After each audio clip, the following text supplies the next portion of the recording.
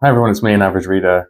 Welcome back to my channel. If it's your first time here, thank you for clicking on my video. We're going to talk about something that's causing quite a stir in the booktube community. And no, I don't mean those two and that thing. No disrespect to either of them. I don't know them. I don't want to comment on that. Let's move that to the side. We're going to talk about Amazon's Kindle ownership policy changes, I guess. So firstly, disclaimer, I'm no lawyer or expert in consumer rights, etc. This is just my opinion on it. And obviously, if you want legal advice and things like that, then absolutely go and seek out those professionals. So I'm going to talk about it briefly because I know there's so many videos out there talking about it at length. And I feel like there is a lot of scaremongering going on. So I just want to try and stick to the basic facts and what this really means for the average reader. So as of February the 26th, there's going to be a major change where Amazon are removing the option to download your Kindle books from your library. So at the moment, depending on when you're watching this video, you can go on your Amazon account and then look at your content and devices. You go onto your books, and then at the side of each one is the option to download the book to your computer. This has been useful for people in the past, including myself, when you want to migrate over to a new device or just back up your library on your own hard drives. It is quite a lengthy process. At present, there's not really a bulk option. You literally have to do one at a time. I was on Kobo for some time and I literally had to get every single book. And when you consider that I've been a Kindle user since 2017 or 18 and bought books like every month. So basically what this means is that when you're purchasing books on Kindle now, you have to keep in mind, you're not exactly buying a product that you can keep and do with as you please. You're buying a license to use the book.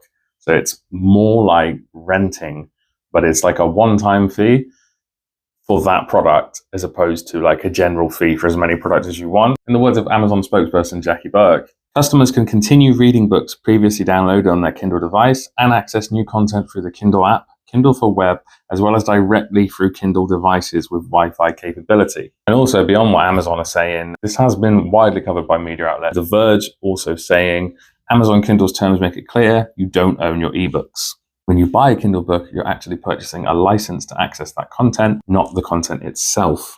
Whilst I do feel like this obviously deserves some attention, I think we do need to just take a breath, calm down and think about, well, what does it actually mean? Because you'll see a lot of thumbnails and people talking as if this means that one day you're going to wake up and your Kindle library is just gone. I think it's important to consider that this isn't a new thing in terms of the way we consume digital content. There are other services that have had this sort of model for many years. When you look at a platform like Steam and how you purchase games on there, again, it's a digital version you can access, but you can't really do much with it if you're not using their service. Digital music purchases, I don't really use Apple products as much anymore, but when I was an Apple user, before the streaming monopolies began, you'd be buying your iTunes albums for about $6.99, and then you were stuck with them on iTunes or on your iPod, that's a retro word, iPhone, etc. And if you tried to put them on something that wasn't Apple owned, then normally it wouldn't work, or you had to put in your username and passcode and relog into that iTunes. So it's very long-winded and all about keeping you on the Apple devices. Lots of the streaming services, such as Amazon and iTunes and Google Play, all lock their content to their services when you buy films and TV shows. So, for example, I have brought TV shows like Game of Thrones through Amazon, and I can only ever watch them through that app. And I've got a couple of movies on there and things as well over the years, because truth be told, it's not really something I've thought about. That's probably more for me. And then also software applications. So I studied music at university 10 years ago and used a software called Reason by Propellerhead. And I purchased that, fully purchased it digitally. It cost me a couple of £100, and you can only use it when you have this little key plugged into your computer. You can't sort of give it out to anyone or let anybody borrow it. It's literally locked to your computer. And then to uninstall it, I have to contact them to ask them to deactivate the key, and then the process begins again. So all the people that are sort of running around and saying, I can't believe Amazon are doing this to us, and down with Amazon, I understand to some extent the frustration, but I just want to be clear that it's not something new, and they're not sort of pioneering the way that we're now going to do things. It's actually something that they've jumped on a bit late. And obviously, it does mean there are going to be some limitations that people should be aware of. For example, you can't resell your ebooks, but then I don't know of anybody who ever thought you could do that or has tried to do that. So if you have tried to do that, by all means, let me know in the comments.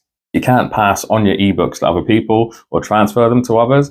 Although I would argue we're sort of getting into the realms of piracy here, because that was not the point really of buying ebooks, is that you can just hand them out to everyone. Especially if you're supporting smaller authors who, for them, every purchase really matters. Obviously, if you have physical books, you can read them and pass them on to your friends. I'm not disputing that. Ebooks have always been a little bit different. And also, if you've got the Kindle family set up, which is what myself and my partner do, we actually share our library. So whenever I buy a book, I can go on and tick and allow him to access it. As far as I know, that isn't changing. If I'm wrong, then by all means, let me know in the comments. So our libraries are massive combined anyway. And that is a really nice, useful feature that I use a lot. Another limitation that has occurred in the past is Amazon changing books or changing your right to access a book. And that gets into the whole realm of freedom of speech and lots of other complicated things. But that is something to be mindful of, is that, at any moment they can revoke your access to a book if it was deemed controversial, or if there was somewhat issues with the publisher, or whatever arises. But again, that is not strictly just an Amazon thing. Like, I remember when Cyberpunk released in, was it 2020? On digital, and it was a mess, like an absolute mess on the PlayStation and on the Xbox. And Sony, there was some back and forth, and then they started refunding customers, and then actually stopped you being able to purchase it from the digital shop. And then you've had instances with things like Netflix, where things that have been seen as offensive now have been removed from their service altogether. Or you've got the pop-ups that tell you things have been re-edited to make it more appropriate for now. And then also things like the books that have been re-edited and censored. And this is an Amazon thing. So I remember there was the whole hoo-ha around Roald Dahl books and things being rewritten to make them more palatable to now. And I also think, just to address the scaremongering that is prevalent through the booktube community at the moment, you've got quite a lot of people referencing people that have gone to go on their library and suddenly it's half empty, or there's just loads of things missing and they've lost all this money. The reality is that those cases are extremely rare, and it's often that there's been a violation of the terms of service. So they've had every right to do that, and it's because someone's violated their terms of service. Because, like publishers on these platforms, they've got a vested interest really in maintaining consumer trust. So it wouldn't really do well for them to just keep swiping at your books. Like, why would people keep returning? It doesn't make much sense, especially given how popular these Kindle devices are, to just keep poking people in the eye and expecting them to still come back. But if you are concerned to the point where you don't want to be part of Kindle anymore, some things that you could consider are diversifying your reading methods. So, like I say, I was on Kobo for a little while. I highly recommend Kobo devices. The only reason I went back to Kindle was a whole thing about the Kindle Color Soft. I'd waited for ages for a color Kindle. My library on Kindle is just so much bigger. And as I said earlier, I had to transfer all my Kindle books to Kobo. It was very painstaking, long. Some of the perks you get from the Kobo stats don't exist in books that you haven't brought on their platform. So I just felt like I wasn't getting the most out of it. Colorsoft came out. I got that. There was a whole hoo-ha with the screen. If you want to know more about that, there are plenty of videos on my channel which discuss that in more detail. I won't go over it now. I was using Kobo and sort of using the Kindle app to keep with the books I already had, but also physical media. I guess if you're really concerned about it, you can go back to physical media, support some independent books. There's some great ones by me. I live in London, in Muswell Hill. Shout out House of Books is my home. I go there every week. Sometimes the stock hasn't even changed, but I still spend an hour in there looking at every little thing. And I do buy a lot of my physical media from there. A lot of the books on the shelf next to me are from House of Books. Also, you could join your local library if you're worried about space. I know that is something a lot of people are concerned about when using their e-readers, is that you can fit so many books on them and not take up any extra space if you live in a small home. But the good thing about a local library is you can borrow those books and then take them back to the library, thus not taking up loads of space in your home. And also, the Kobo, which is a feature I have to shout out because Kindle doesn't offer it in the UK, I don't know about the rest of the world, is the library access via Overdrive/Libby, which is just amazing. So yeah, Kindle, pull your socks up. And then also just make sure you stay informed about your digital rights. There's lots of really good resources out there to do so, and that will give you a far more detailed and less slangy version of events than I can. I will leave some helpful links in the video description for sources you can go to about your consumer rights if you are concerned. But that's about all I really have to say about it, to be honest. Like I say, I'm not an expert. I'm not so scared that I'm going to throw all of these out the window. I mean, I'm still going to use them. I don't think it's going to affect my life day to day really too much, because I think I only ever downloaded my books onto my computer one time, and that was last year in May. Given I've been with Kindle almost a decade and it only just occurred to me to do that, tells you that it's not really something I'm worried about. And I think I'm probably going to be in the majority of a lot of other people. And I guess really, what are your thoughts on this subject? If you want to let me know your thoughts in the comments, then by all means, go ahead.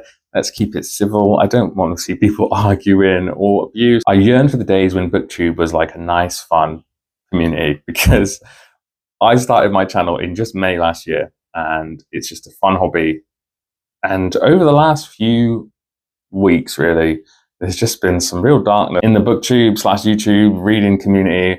And I just think it'd be nice for us to get back to just like happy videos about books and cheeriness. And I know that's naive of me, but that's what people want, is escapism. So yes, let's be nice to each other in the comments. Thank you guys for watching. If you are new here and you do want to get back into just the fun of BookTube and just talking about books and our passion for books, then by all means, give me a subscribe to multiple videos on things like e-reader tech, some of the apps that I use, more importantly, books I'm reading, books I love reading, why I love reading them. I'm going to maybe start doing some reviews of books, but I want to focus on more independent authors, the lesser known independent authors that don't really get mentioned much. I do want to get back into doing the book hauls where I walk around shopping and take you guys with me. Until then, thank you for watching and take care.